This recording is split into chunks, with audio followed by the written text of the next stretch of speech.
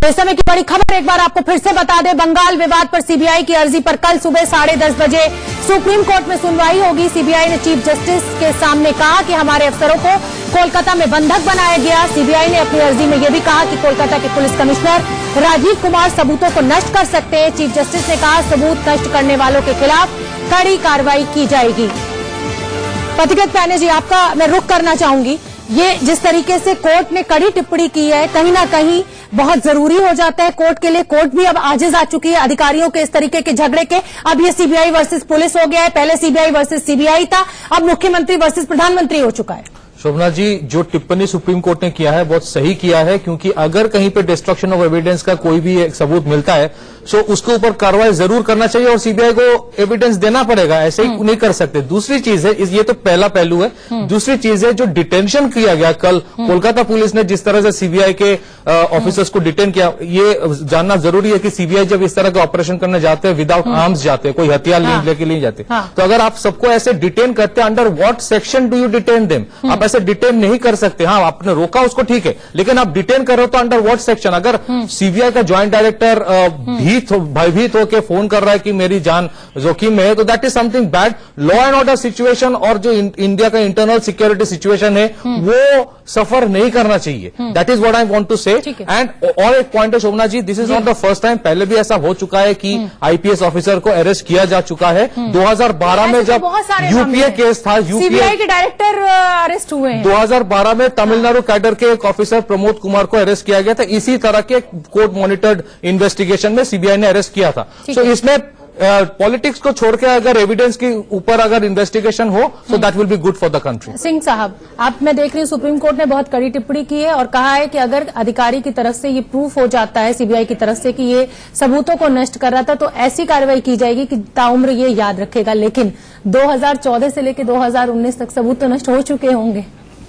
ये भी तो एक बहुत बड़ा सवाल उठता है कि अचानक इतवार के दिन तो वो सबूत अपने घर में लेके कमिश्नर नहीं बैठा होगा। मैं इसी ओर आप सबों का ध्यान आकर्षित कर रहा था कि जब तक अभी तक अगर हम रुके रहे तो कल कौन सा इमरजेंसी हो गया।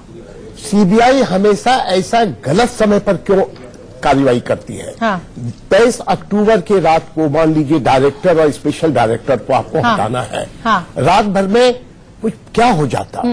कोई टेररिस्ट अटैक तो नहीं हो जाता?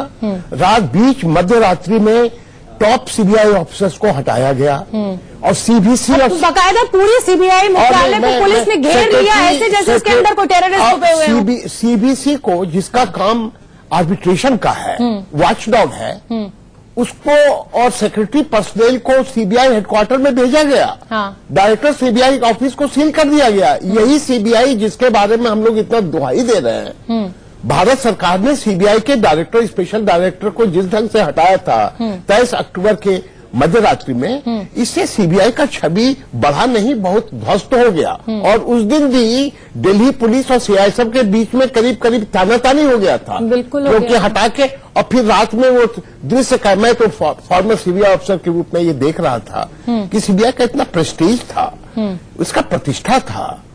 और आज वो joint commissioner of police, joint director CBI जो कलकत्ता के हैं, वो त्राई कर रहे हैं और रैपिड एक्शन फोर्स भेजा जा रहा है। मैं जानना चाहूंगा ये सारे ऑपरेशन किसके आदेश से हो रहा था? तो मतलब मैं who is the man behind the scene? Singh साहब, मैं ये आपसे जो मैं आपकी बात का अर्थ निकाल रही हूँ कि दिल्ली में केंद्र सरकार ने सीबीआई की इज्जत नहीं रखी और कोलकाता में ममता बनर्जी सरकार ने, तो कुल मिलाकर राजनीतिक दल जो है ये जिम्मेदार है, जो संस्थाएं आज इस जगह पहुंच गई हैं। Last point Nageshwar Rao interim director है, इनके ऊपर आदेश है सुप्रीम कोर्ट का, जस्टिस गोगोई का बेंच है कि भाई आप कोई मेजर डिसीजन नहीं लीजिएगा। ठीक है। अब ओवरनाइट कौन सा मेजर डिसीजन? क्या जल्दीबाजी थी आपको? कोई आग तो नहीं लग गया था? बिल्कुल। आप दूसरे दिन रुक सकते थे, डायरेक्टर सीबीआई आ जाता। अगर वो अगर ये कार्रवाई करता तो ये तो नहीं कहता कि भाई इंटरिम डायरेक्टर क्यों एक्शन लिया। हो सकता है उसका रास्ता दूसरा होता, उसका तरीका ज्यादा मैच्योर्ड होता और इस तरह का स्थिति नहीं आता। एक छोटा सा सवाल और बनता है कि आप कोर्ट ने क्योंकि ये कह दिया है सीबीआई से कि आप सबूत लेकर आइए, और अगर हमें लगेगा कि ऐसी कोई अर्जेंसी थी,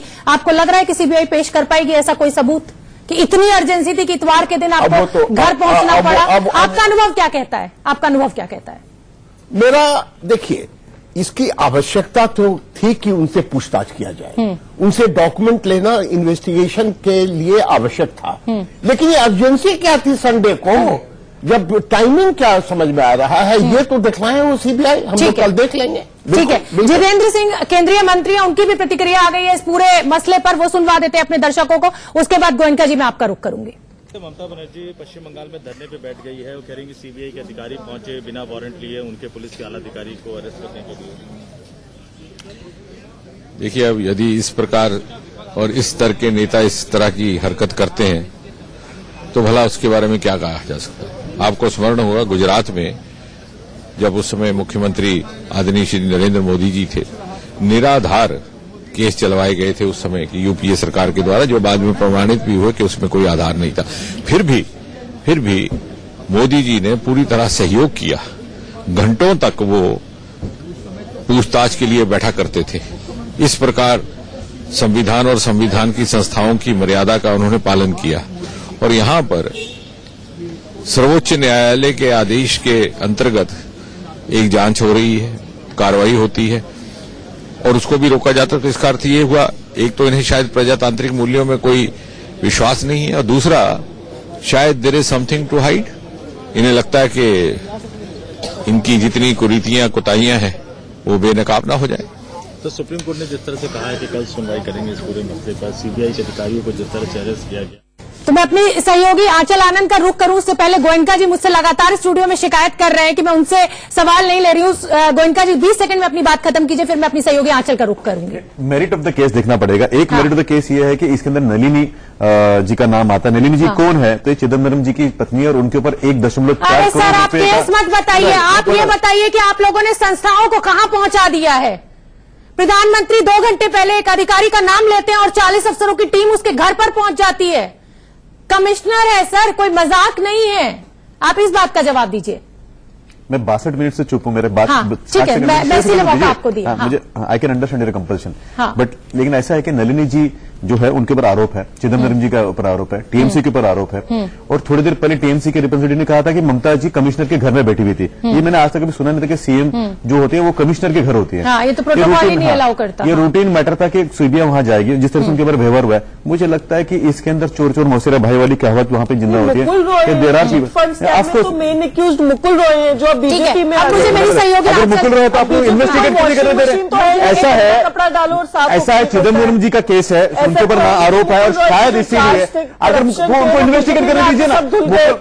I'm speaking about 62 minutes. मतलब जी इन्वेस्टिगेशन होगा तभी तो राजीव जी आएंगे और ऐसा है, मुकुल राय जी अगर थे तो फिर ममता बनर्जी रोक क्यों रही है? क्योंकि वहां पे चिदम्बरम जी, इसके लिए राहुल गांधी जी को प्रॉब्लम है। अरे नेशनल हेराल्ड केस के चोर को जो है वो सीबीआई वर्सेज सीबीआई हो, अब सीबीआई वर्सेज पुलिस हो गया है, prime minister versus chief minister हो गया है, उधर मुख्यमंत्री साहिबा सड़क पर बैठी हुई है धरने पर, बंगाल बंद बुला लिया गया है। ये तो मानेंगे आप भी, एक जर्नलिस्ट होने के नाते भी और एक नागरिक होने के नाते भी, कि हमारा देश सही दिशा में आगे नहीं बढ़ रहा है।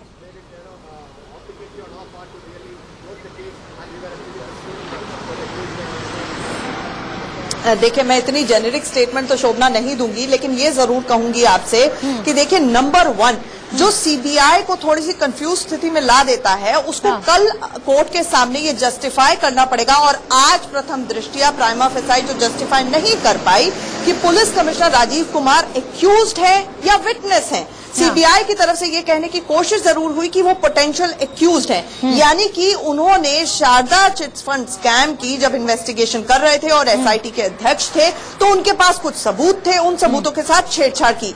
तो जिस तरह से मैंने आपको शोभना बताया था, मेरी अंदर की जानकारी, मेरे सोर्सेज ने बोला है, ममता बनर्जी की first line of defence West Bengal सरकार की होने वाली है कि अगर वो एक्यूज है और सबूतों के साथ छेड़छाड़ की है तो एफआईआर कहां है। देखिए शोभना, आपका मेरा या किसी आम नागरिक का घर नहीं है जिसके घर के बाहर अचानक से संडे इवनिंग को 40 अधिकारी पहुंच जाएंगे सीबीआई के। अब कौन जाने कि वो एविडेंस को पता करने के लिए आए थे, विटनेस को स्टेटमेंट को रिकॉर्ड करने के लिए आए थे, या एविडेंस प्लांट करने के लिए आए थे। ये अपने आप में बहुत ज्यादा गंभीर स्थिति है। ऐसे में कोई पुलिस कमिश्नर के घर पर अगर सीबीआई के 40 अफसर पहुंच जाते हैं तो कोई वजह तो होनी चाहिए जस्टिफाई करने की। वो वजह क्या है वो आज सीबीआई नहीं बता पाई और कोर्ट ने साफ कह दिया कि आपकी एप्लीकेशन हमने पढ़ी थी, उसमें वो वजह साफ नहीं हो पा रही। आपको 24 घंटे का वक्त दिया जाता है, हमें बताइए कि आपके पास बहुत गंभीर है, रिमोटली क्या सबूत है बिल्कुल, कि बिल्कुल, राजीव कुमार ने सबूतों के साथ छेड़छाड़ की है, और अगर ऐसा होता है ही विल रिग्रेट। ठीक है, बिल्कुल आप ठीक कह रहे हैं आंचल, स्थिति बहुत गंभीर है। हालांकि आप कोई जेनेरिक कमेंट नहीं करना चाहती हैं, लेकिन मैं एक नागरिक होने के नाते आज कंसर्न जरूर हूं कि जो देश की सबसे बड़ी संस्था है, जिसके लिए कहते हैं कि कुछ भी किसी आम आदमी के साथ दुर्घटना होती है तो वो सीबीआई जांच की मांग करता है। सीबीआई के साथ आज क्या हो रहा है ये किसी से छुपा हुआ नहीं है। दिल्ली में केंद्र सरकार ने क्या किया और राज्य में ममता बनर्जी की सरकार ने क्या किया। पल्लवी जी, आप सभी राजनीतिक दल एक से संस्थाएं इस जगह तक पहुंच गई हैं। राहुल गांधी सबसे पहले ममता दी को फोन करके ये कहते हैं कि हम इस अराजकता फैलाने में आपके साथ खड़े हुए हैं। नहीं, एक सूबे का मुख्यमंत्री इस तरह बैठा हुआ है धरने पर, एक अधिकारी को बचाने की कोशिश कर रहा है जिससे पूछताछ के लिए सीबीआई पहुंची है। टाइमिंग एक अलग सवाल है, लेकिन क्या ये मतलब ये शोभा देता है आप राजनीतिक दलों को? क्या आप लोग राजनीति करें एक ब्यूरोक्रेसी के ऊपर? जी, ये सिर्फ टाइमिंग की बात नहीं है और ये नलिनी चिदम्बरम जी का क्या रोल है इसलिए बताइए। नलिनी चिदम्बरम जी का बात क्या कर रहे आपको पता है, मैं आपको बोलने नहीं दूंगी। नहीं ना, आपने तो बीच में बोला जब मैं बताऊँ नलिनी चिदम्बरम जी का रोल है तब आप बोल क्या करिए। नलिनी चिदम्बरम जी का रोल है, राहुल गांधी की नेशनल हेराल्ड के अंदर भी मैंने सुन लिया, मेरे कहते ब्लैकमेलिंग कर रहे हैं, they are blackmailing the senior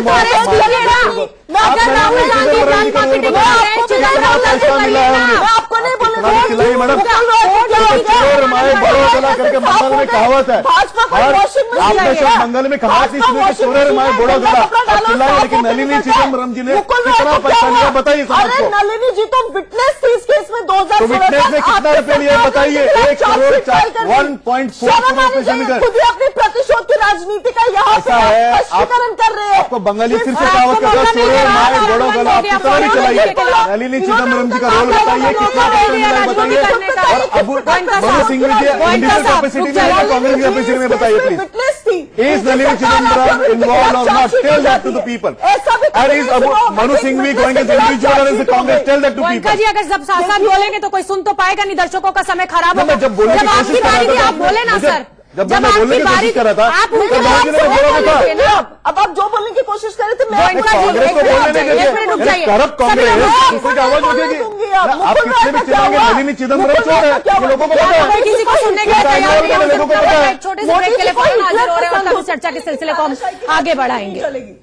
तो बजट सत्र के जो 6 दिन बचे हैं, अब आप समझ सकते हैं कि अगले 6 दिन जो है वो बंगाल के नाम पर बलिदान कर दिए जाएंगे। आम आदमी के लिए कुछ होगा नहीं, तो वहीं उसी तरफ लोकसभा बढ़ रहा है। जिस तरीके के हंगामे की आवाजें आप सुन रहे थे। हमारे साथ एक बड़ा पैनल जुड़ा हुआ है। विनीत गोयनका जी बीजेपी के लीडर है, पल्लवी शर्मा जी कांग्रेस की स्पोक्सपर्सन है, doctor GVR Shastri ji political analyst हैं, अजय राय जी टीएमसी के लीडर हैं, वो भी जुड़ेंगे, पथिकृत पैने जी स्ट्रेटेजिक एक्सपर्ट हैं। आप अपनी बात पूरी कर लीजिए। पल्लवी जी और गोयनका जी, आपसे मेरी रिक्वेस्ट है कि आप पॉइंट्स नोट कर लें, जब आपकी बारी आएगी तो आप खुलकर विरोध करें। एक साथ ना बोले। नहीं बोले। और चिदम्बरम जी की इसमें रोल क्या है तो बता दे। नहीं बोले। नलिनी चिदम्बरम जी का रोल है कि नहीं इसमें बताइए। और ममता बनर्जी जो है और राहुल जो है सब बैठे धरने पे जो पीपल के फ्रंट के लिए उनके लिए भाई well will you sit down for the people who are suffering.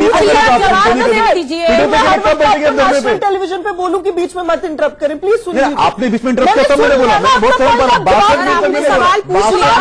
आप प्ले करिए 62 मिनट तक। और नलिनी चिदम्बरम जी का रोल क्या है? अरे वही बता रही, सुन लीजिए। बार कितना पैसा लिया ये बताइए लोगों को। भाजपा का ये बार बार झूठ बोलते रहेंगे, लगेगा। अच्छा हम झूठ बोलते, बता दीजिए कितना पैसा लिया है। देखिए, नलिनी जी की ये बात कर रहे हैं, वो विटनेस थी इस केस में। इनकी पैसा तो लिया उन्होंने, उनके खिलाफ चार्जशीट होगी। अगर आप आज कहते हैं कि उनके खिलाफ कुछ सबूत है या कुछ भी, आपकी सरकार है भाई, आप तो सीबीआई को ऐसे हथकंडे इस्तेमाल करके आप उनका दुरुपयोग कर रहे हैं, आप कुछ भी कर सकते हैं।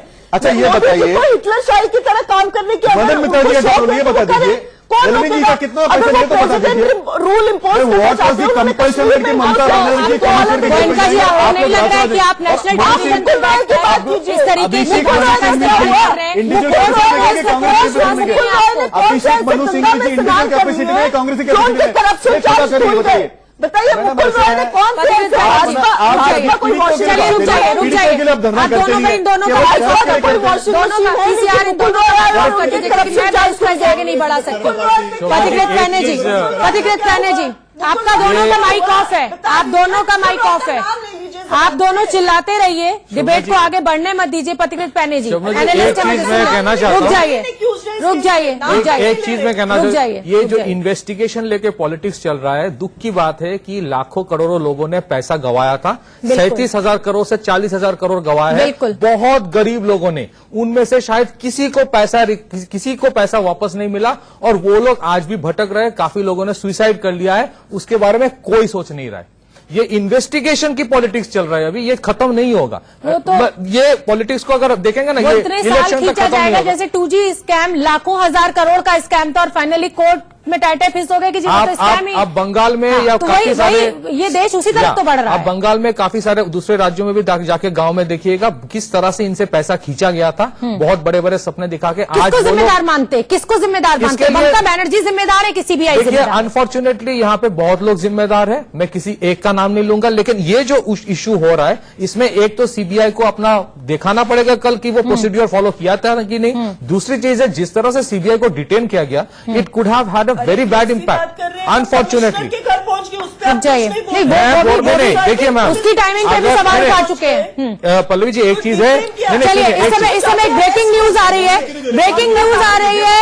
संसद के दोनों सदनों को स्थगित कर दिया गया है। मेरे सहयोगी यतेंद्र शर्मा अपडेट लिए हुए हमसे जुड़ रहे हैं। यतेंद्र, क्या अपडेट है? अगर मैं गलत नहीं हूं तो 6 दिन सत्र के बचे हैं और अब ऐसा लग रहा है जिस तरीके से बंगाल में ये राजनीतिक बवाल मच गया है कि वो 6 दिन उसी को समर्पित कर देगा संसद।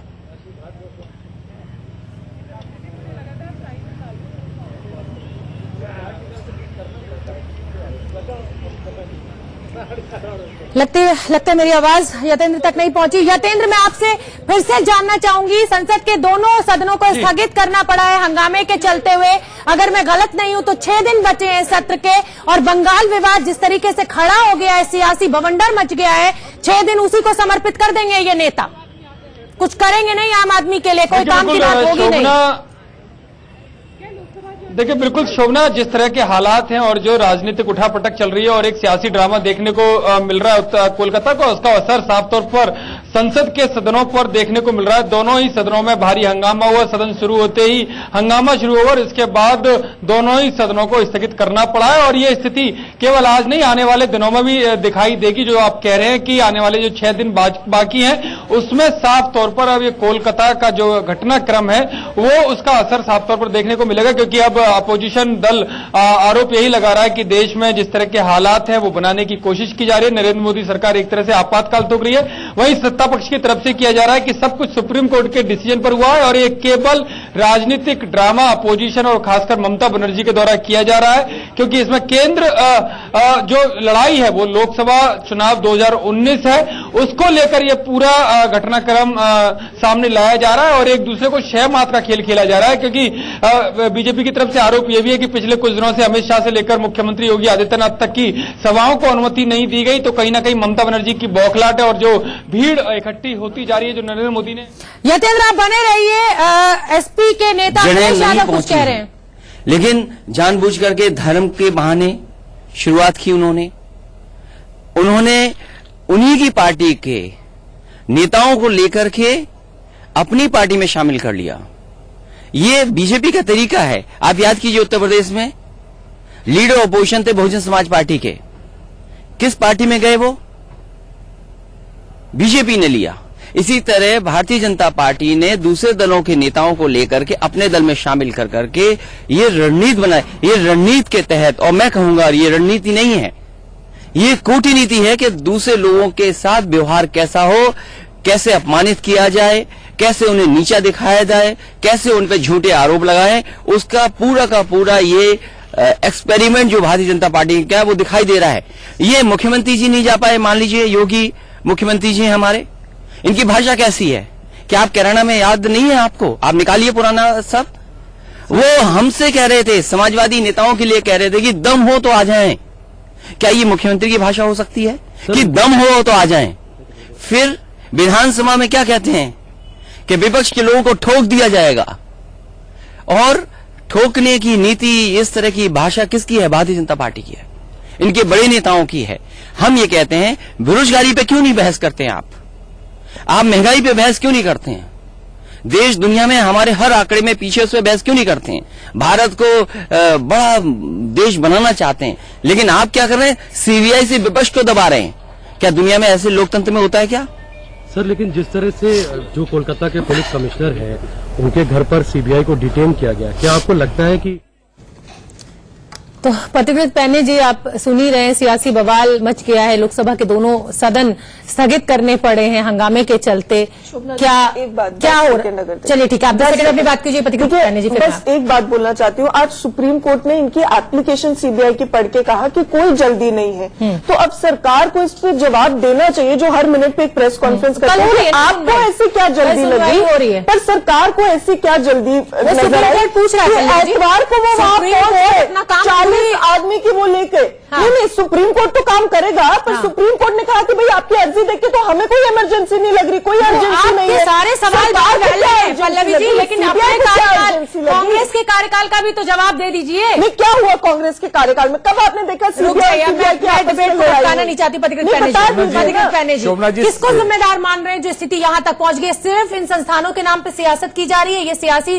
जो राजनीतिक दल है वो इस्तेमाल कर रहे हैं इन संस्थाओं को, और इसीलिए नौबत यहाँ तक पहुंच गई। कल आई थिंक कल बहुत जरूरी है सुप्रीम कोर्ट एक डायरेक्टिव दे, ताकि ये पूरे चीज में क्लैरिटी आए कि कहां कौन खड़े हैं और कौन सही है कौन गलत है। लेकिन इस तरह से नहीं चलता कि अगर मेरे को वो अच्छा नहीं लगता तो मैं उसको अपने स्टेट में घुसने नहीं दूंगा। क्या आपको लग रहा है विपक्ष को लामबंद होने का मौका मिल गया और पूरी तरीके से भुनाने के मूड में आ गई है ममता बनर्जी? देखिए, विपक्ष तो अपना काम करेगा ही, विपक्ष का काम ही है, लेकिन गठबंधन के नाम पर जिस तरीके से एक दूसरे से अलग अलग दिखाई दे रहे थे, अब सब एक साथ शायद इससे हो भी सकता है, लेकिन नहीं भी हो सकता। ये तो टाइम डिपेंड करेगा कि सुप्रीम कोर्ट क्या डायरेक्टिव कल देगा। सुप्रीम कोर्ट के डायरेक्टिव के ऊपर बहुत कुछ पॉलिटिक्स भी डिसाइड हो जाएगा। लेकिन दूसरी चीज ये भी है कि सीबीआई के बारे में आज जो लोग कह रहे हैं कि सीबीआई को इस्तेमाल हो रहा है, सीबीआई यूपीए के टाइम भी कोर्ट ने कहा था कि वो केजेड पैरेट है, केजेड पैरेट है, वो उस टाइम भी कहा गया था। अब आपने उस परिंदे के उस पैरेट की आपने जान निकाल दी, उसके पंख सभी राजनीतिक दल पैरेट को कहा था, अब आपने उस पैरेट को निकाल के उसका दम तोड़ दिया। मुझे दुख इस बात की है कि जो वहां पे ऐसा नहीं होता कि स्टेट अगर पल्लवी जी एक सेकंड, मैं एक पॉइंट बस फिर आप बोल लीजिएगा, क्योंकि आपने अभी कहा कि ऐसा नहीं चलता कि अगर आपको अच्छे नहीं लगे सीबीआई तो आप अंदर नहीं आने देंगे। बिल्कुल स्टेट के पास अथॉरिटी होती है, और इसीलिए वेस्ट बंगाल गवर्नमेंट और आंध्र प्रदेश गवर्नमेंट ने नोटिफिकेशन जारी किया। आप ये बता नहीं रहे कि भाई मनोज सिंह जी जो है इंडिविजुअल कैपेसिटी में कांग्रेस के रिप्रेजेंटेटिव ये नहीं बताते, बाकी सारी बात एक चीज भरोसा नहीं करता। मैं एक चीज कहना चाहता हूँ, का रोल क्या है? मैं एक चीज कहना चाहता हूँ, हर चीज देखिए, हर चीज को पॉलिटिक्स के देखना नहीं चाहिए। ये जितने ऑफिसर्स है, चाहे वो कोलकाता पुलिस के हो, चाहे वो सीबीआई के हो, वो एक दूसरे से लड़ाई करे, ये देश के लिए ठीक बात नहीं है। ये सारे लोग देखिए, जो ऑफिसर होता है ना, उसके पास कुछ ऑप्शन नहीं होता, वो डायरेक्टिव फॉलो करता है उसका सीनियर ऑफिसर जो बोल रहा है, बिल्कुल करता है। अब वो लोग अपने एक दूसरे से जी, कहीं आपको लग रहा है कि अगर सीबीआई ने इतने समन्स राजीव कुमार को भेजे और उन्होंने अगर वो डॉक्यूमेंट्स, जैसा कि सीबीआई कह रही है, उन्होंने नहीं सौंपे, तो कहीं ना कहीं इसमें ममता बनर्जी सरकार का रोल था? देखिए, वो तो कल देखिए उस तरफ तो सुप्रीम कोर्ट कल बताई देगा कि क्या सही है क्या गलत है। लेकिन मुझे लगता है कि अगर सीबीआई आपको समन दे रहा है, अगर आप नहीं जा रहे हो, तो इसका मतलब ये नहीं कि सीबीआई आपको अरेस्ट करने आए हैं, वो शायद आपसे पूछने आए हैं, तो उसमें आपको बात करके उसको सॉल्व करना चाहिए। रूपा गांगुली कुछ कह रही है, उनको सुन लेते हैं। क्या ये समझ में नहीं आ रहा है? ऐसा कभी किसी ने इस देश में शायद देखा नहीं है कि सीबीआई एजेंसी को कोई राज्य ने ऐसा नहीं किया। धक्का मार के गाड़ी में घुसा के अरेस्ट करवा रहे हो और सारे सीजीओ कॉम्प्लेक्स को आप पुलिस देकर वो बंद करा के रख दिया है। मतलब ममता जी छुपाना क्या चाहती है? राजीव जी को आंचल के तले क्यों बिठा दिए है, ये तो समझ में नहीं आ रहा है। आप लोग पर आरोप है कि सीबीआई का आप लोग दुरुपयोग कर रहे हैं, जबरदस्ती जो है सो परेशान करने की कोशिश कर रहे हैं, ऐसा आरोप है ममता बनर्जी। तो आरोप किस बात की है? तो 4 साल 13 से चल रही है सीबीआई, ये कौन सी नई बात है? ये शारदा केस तो कब से चल रहा है। ये राजीव कुमार जी ने सीज की थी सामान, और ऐसा ही तो मुझे खबर में मिला था, देखने को मिला था कि चलिए, सियासी बवंडर मचा हुआ और इस खबर पर हमारी भी नजर। विवाद पर सीबीआई की अर्जी पर कल सुबह 10:30 बजे सुप्रीम कोर्ट में सुनवाई होगी। सीबीआई ने चीफ जस्टिस के सामने कहा कि हमारे अफसरों को कोलकाता में बंधक बनाया गया। सीबीआई ने अपनी अर्जी में कहा कि कोलकाता के पुलिस कमिश्नर राजीव कुमार सबूतों को नष्ट कर सकते हैं। चीफ जस्टिस ने इस पर कहा कि सबूत नष्ट करने वालों के खिलाफ कड़ी कार्रवाई की जाएगी। तो ये लेटेस्ट अपडेट हम इस समय आपको बता रहे हैं। सुप्रीम कोर्ट में कल सुबह 10:30 बजे इस पूरे मामले पर सुनवाई होगी। सुप्रीम कोर्ट ने साफ साफ कहा है कि अगर अधिकारी के ऊपर यह आरोप है कि उसने सबूतों को नष्ट किया तो ऐसी कड़ी कार्रवाई की जाएगी कि वो ताउम्र याद रखेगा। लेकिन सीबीआई ने अपनी अर्जी में ऐसी कोई अर्जेंसी नहीं दिखाई है, जिसके चलते इस केस की सुनवाई आज ही 2 बजे की जाए। संसदीय कार्य मंत्री नरेंद्र सिंह तोमर साहब ममता बनर्जी धरना पर बैठी हुई, सीधे तौर पर कहना है कि केंद्र सरकार जो है हस्तक्षेप कर रही है। देखिए, केंद्र सरकार हमेशा निष्पक्ष कार्रवाई की पक्षधर रही है। भारतीय जनता पार्टी और एनडीए का साफ मानना है कि हम कानून के राज में भरोसा करते हैं। ममता बनर्जी अपना आधार खो चुकी है, इसलिए लोगों को विषय से भटकाने का प्रयास कर सीबीआई का दुरुपयोग कर रही है। उनका कहना है कि केंद्र सरकार सीबीआई का दुरुपयोग कर रही है। हम कभी दुरुपयोग करते नहीं है और दुरुपयोग के पक्ष में रहते नहीं। हमारे साथ केंद्रीय मंत्री कैमरामैन गंगा के साथ राकेश कुमार सिंह, इंडिया न्यूज, दिल्ली। साथ केंद्रीय मंत्री विजय गोयल साहब है। विजय गोयल साहब, ममता बनर्जी धरना पर बैठी हुई हैं, सीधे तौर पर उनका कहना है कि केंद्र सरकार हस्तक्षेप कर रही है। देखिए, संसद के दोनों सदनों के अंदर आज धन्यवाद प्रस्ताव है राष्ट्रपति के अभिभाषण पर, तो मैं समझता हूं वहां राजनीति होनी चाहिए, संसद को चलने दिया जाना चाहिए, ऐसी मैं आशा करता हूं। और पश्चिम बंगाल की जो राजनीति हो रही है, उस राजनीति के अंदर सुप्रीम कोर्ट के आदेश से सीबीआई जो जांच कर रही है, उसके ऊपर भी पश्चिम बंगाल रोड़े अटका रही है। पहले आप भ्रष्टाचार करेंगे और उसके बाद आप एजेंसीज को अपनी कार्रवाई नहीं करने देंगे, तो ऐसे में देश कैसे चलेगा? ये सुप्रीम कोर्ट का भी आदर नहीं करेंगे और संविधान का भी आदर नहीं करेंगे, ऐसा नहीं होगा। गोयल साहब, तो ये थे विजय गोयल, जिनका साफ तौर पे कहना है कि जिस तरह से जो ममता बनर्जी द्वारा अभी प्रत्यार किया जा रहा है वो सही नहीं है। शरद के साथ राकेश कुमार सिंह, इंडिया न्यूज, दिल्ली। तो वार पलटवार का दौर शुरू हो चुका है। सुप्रीम कोर्ट कल अब इस पूरे मामले की सुनवाई करेगा। उधर सूबे की मुखिया ममता बनर्जी सड़क पर धरना देकर बैठी हुई हैं, वो कल रात से बैठी हुई हैं, और तो और वो आईपीएस अधिकारी भी उनके साथ बैठा हुआ है। ऐसा कभी इतिहास में देखा नहीं कि सर्विंग ऑफिसर इस तरीके से पॉलिटिकल पार्टीज के धरने में शरीक हो। लेकिन जब सूबे का मुखिया ही बैठा हुआ है तो वो आईपीएस अधिकारी क्या करे? और ये जो सीबीआई वर्सेस पुलिस खड़ा हो गया है, अब इस पूरे मामले की सुनवाई तो कल सुप्रीम कोर्ट में होगी। रंजन गोगोई के ऊपर पूरे देश की नजर है कि क्या फैसला वो सुनाएंगे। हालांकि सुप्रीम कोर्ट ने ये कह दिया है कि गलती अगर किसी की भी होगी, अगर उस अधिकारी की होगी और ऐसा पाया जाएगा कि उसने सबूतों के साथ छेड़छाड़ करी, तो कड़ी कार्रवाई होगी। ममता बनर्जी कुछ कह रही है, वो सुन लेते हैं।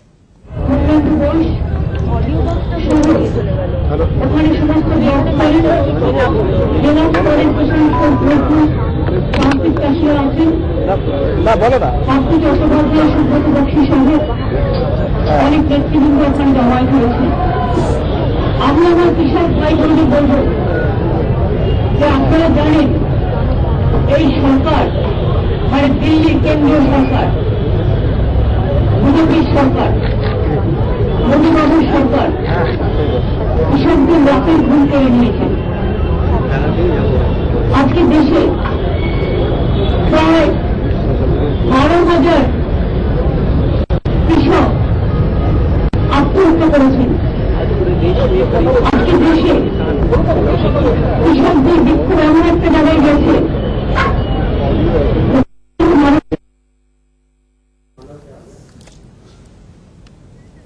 तो ममता बनर्जी को आप सुन रहे थे, धरना प्रदर्शन पर बैठी हुई हैं, माइक हाथ में आ गया तो वहां संबोधित भी करने लगी।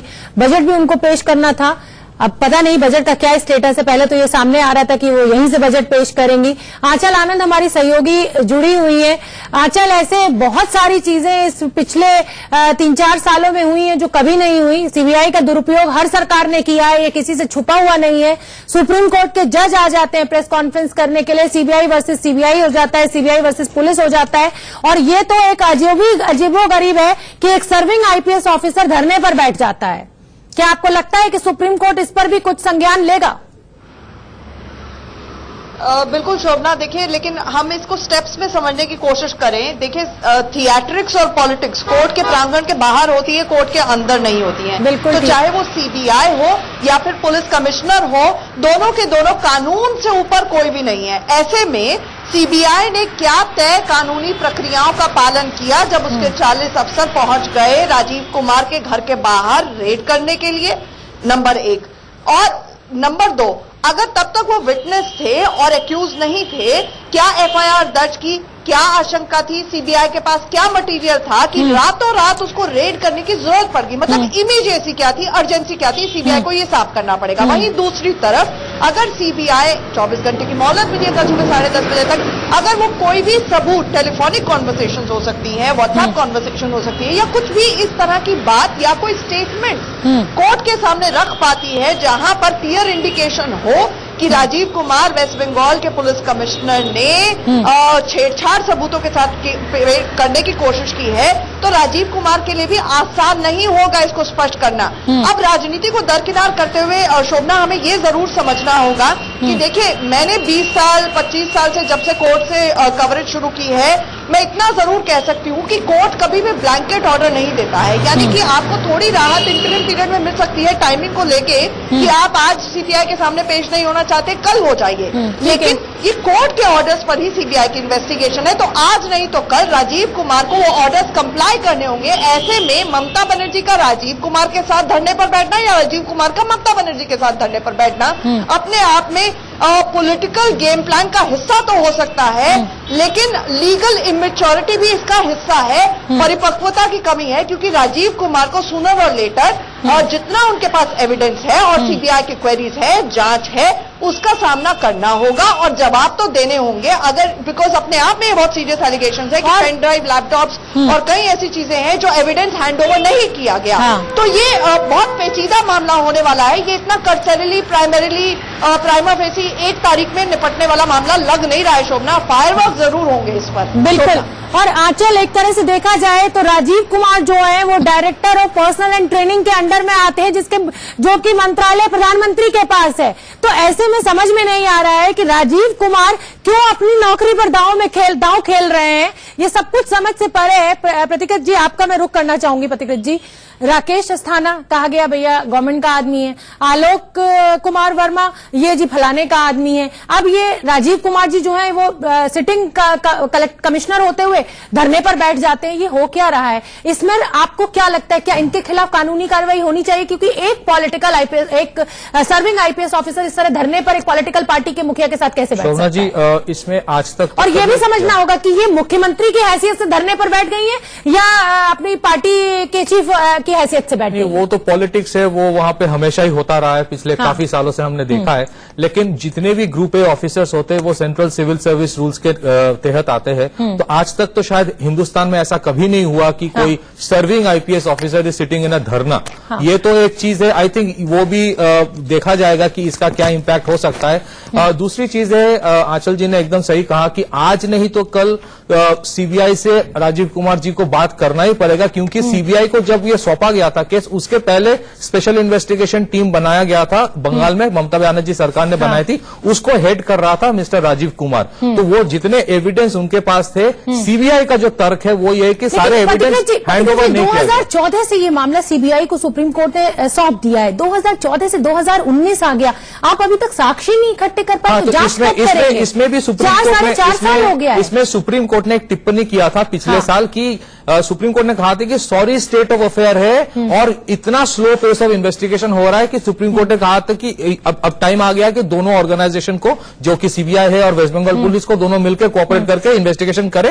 अनफॉर्चुनेटली वो हुआ नहीं। आज मुझे दुख इस बात की है, पॉलिटिक्स तो अपनी जगह पे है, कल तो सीबीआई को सुप्रीम कोर्ट डायरेक्टिव दे ही देगा क्या करना है क्या नहीं करना है, लेकिन आज मुझे दुख इस बात की कि कल रात को जब सीआरपीएफ को तैनात किया गया सीबीआई हेडक्वार्टर कलकत्ता में, उसमें खतरा सीबीआई को किससे था?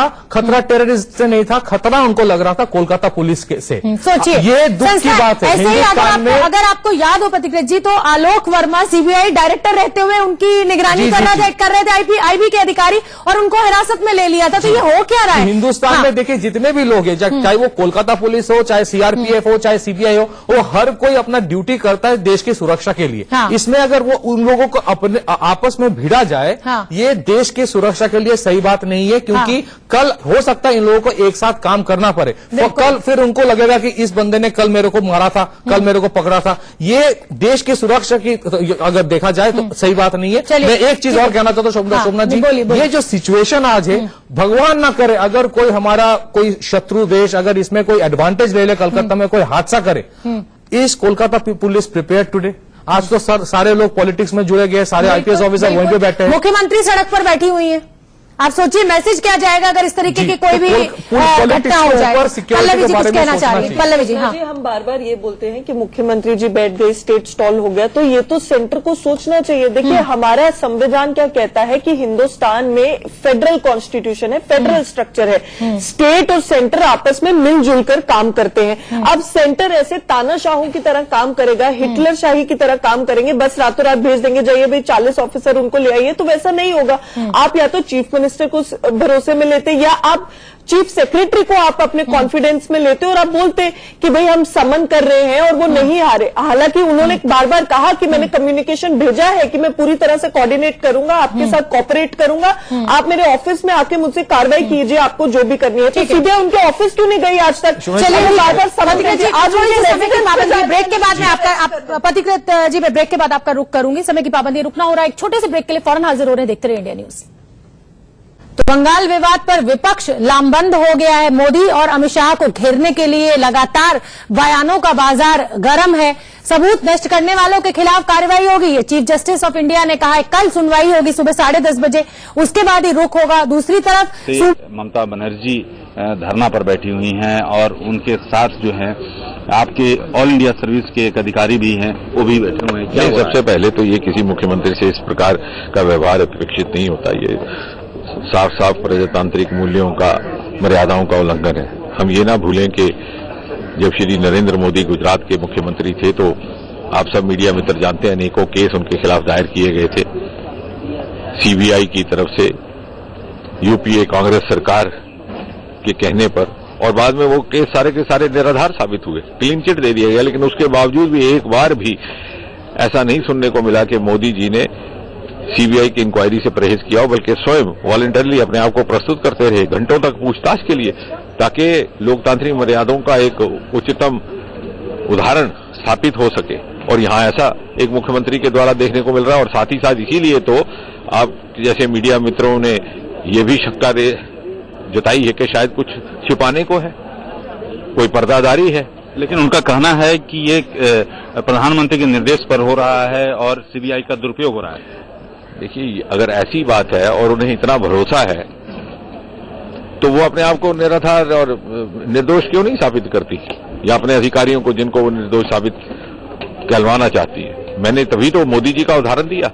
मोदी जी के खिलाफ मुख्यमंत्री के तौर पर इतने केस दायर किए और उन्होंने कानून के अंतर्गत लड़ाई लड़कर के अपने आप को निर्दोष साबित किया। डॉक्टर साहब, आपके मंत्रालय के अंतर्गत सीबीआई आती है और जिस तरह से अधिकारियों के साथ व्यवहार हुआ, क्या कहेंगे? नहीं, मैं आपकी बात से सहमत हूं कि किसी सरकारी कर्मचारी अधिकार से इस प्रकार के आचरण की अपेक्षा नहीं रहती, लेकिन नियमों के अंतर्गत किस तरह का संज्ञान लेना चाहिए, हम इसका अध्ययन करेंगे। एक आखिरी प्रश्न, जिस तरह से एक अधिकारी जिनके पास सीबीआई गई थी, उनका जो व्यवहार देखा गया है, तो उसको लेकर क्या, क्योंकि ऑल इंडिया सर्विसेज आपके अधीन आता है, तो क्या निश्चय मैंने जैसे कहा कि हम नियमों का अध्ययन करके ये निर्णय लेंगे कि किस तरह का संज्ञान इसका लेना चाहिए। पश्चिम बंगाल में केंद्र सरकार हस्तक्षेप करेगी? इस विषय में मेरा कहना कुछ उचित नहीं होगा, लेकिन घटनाक्रम पर नजर रखी हुई है। धन्यवाद। पीएमओ राज्य मंत्री डॉक्टर जितेंद्र सिंह, इनका साफ तौर पे कहना है कि जिस तरह से हालात हैं उस पर केंद्र सरकार की नजर है। कैमरामैन सेतु के साथ राकेश कुमार सिंह, इंडिया न्यूज, दिल्ली। तो हमारे साथ मेहमान भी लगातार जुड़े हुए हैं। पथिकृत पैने जी, आपसे समझना चाहूंगी, इसको कॉन्स्टिट्यूशनल क्राइसिस कहना क्या गलत होगा? सूबे की मुखिया बैठ गई हैं प्रधानमंत्री के खिलाफ धरने पर, सीबीआई के खिलाफ धरने पर। शोभना जी, कॉन्स्टिट्यूशनल क्राइसिस कहना तो अभी उतना प्रीमेच्योर होगा, लेकिन थोड़ा सा डर का माहौल तो बंगाल में है। बट मुझे ये भी भरोसा है कि कोई भी तरह का प्रेसिडेंट रूल होने का चांसेस नहीं है, क्योंकि उससे पॉलिटिकल माइलेज टीएमसी को मिल जाएगा। लेकिन अभी जो सिचुएशन है उसमें इंप्रूवमेंट, सुधारने की जरूरत है, क्योंकि अगर स्टेट पुलिस, सेंट्रल पुलिस एक दूसरे से भिड़ जाए, वो देश की सुरक्षा के लिए ठीक नहीं है। दूसरी चीज है, अगर सीबीआई को लगे कि there has been issues of destruction of evidence, तो उसका evidence of destruction of evidence supreme court के सामने उनको पेश करना पड़ेगा। अगर वो पेश नहीं, हवाई बात कहने से कुछ नहीं होगा। लेकिन सबसे बड़ी गलती, जैसे कि अभी हमारी सहयोगी भी बता रही थी पथिकृत जी, कि एफआईआर तो कोई दर्ज की नहीं है। तो सुप्रीम कोर्ट ने राजीव कुमार के खिलाफ कोई ऐसी एफआईआर दर्ज नहीं की है, तो कल अचानक 40 अधिकारी वहां पर पहुंच जाते हैं, सवाल तो गंभीर खड़े होते हैं सीबीआई उसमें आई थिंक ये एक तर्क जरूर है, लेकिन दूसरी तरफ से ये भी हो सकता है कि एक कंटिन्यूएशन ऑफ इन्वेस्टिगेशन होता है। अगर हर एक को इंटरोगेट करने के लिए, पूछने के लिए सेपरेटली अगर एफआईआर करना पड़े तो फिर एक एक केसेस में हजारों एफआईआर होंगे। तो दूसरी चीज है कि इसमें ये भी सही है कि 4 लोगों को समन भेजा गया था, क्योंकि एसआईटी फॉर्मेशन हुआ था सीबीआई को केस सौंपने से पहले। यहां पे जो एलिगेशन है कि सारे जो एविडेंस एसआईटी जो राजीव कुमार हेड कर रहे थे, वो सारे एविडेंस सीबीआई को सौंपा नहीं गया था, जिसमें 3-4 चीजें जो मीडिया से पता चला है कि 5 मोबाइल फोन, 1 लैपटॉप, 1 लाल रंग की डायरी, 1 पेन ड्राइव, ये मोटे तौर पे सीबीआई ढूंढ रहा है, अभी तक मिला नहीं है। अगर वो डिस्ट्रक्शन ऑफ एविडेंस है, अगर ऐसा किसी ने किया है, तो उसका भी आपको एविडेंस सुप्रीम कोर्ट के सामने कल करना होगा। पथिकृत जी, आप पूरी व्यवस्था को जानते हैं, पूरे हिंदुस्तान में जिस तरीके से काम किया जाता है, आप भी जानते हैं कि मालखाने में चीज रख दी गई, चूहे खा गए, आग लग गई, कैसे खत्म होते हैं, किस तरीके के सबूत पेश कर दिए जाते हैं, ये किसी से छुपा हुआ नहीं है। इस पक्ष पर भी हम चर्चा करेंगे, फिलहाल रुकना होगा, हम एक छोटे से ब्रेक के लिए फौरन हाजिर हो रहे हैं। इस बड़ी खबर पर हमारी नजर लगातार बनी हुई है।